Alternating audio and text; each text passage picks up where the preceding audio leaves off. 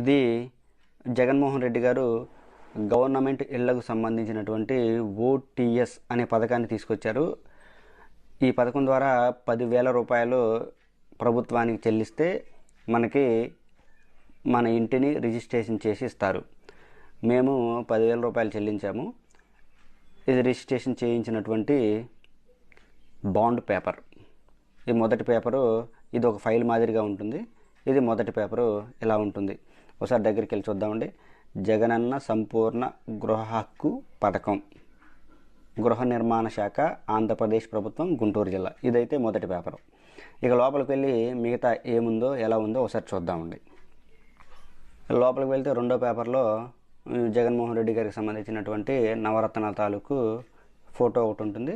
ఇక దాని ప్రక్కకు వెళ్తే 10 రూపాయల 10 రూపీస్ బాండ్ పేపర్ పైన మనకి రిజిస్ట్రేషన్ చేసినటువంటి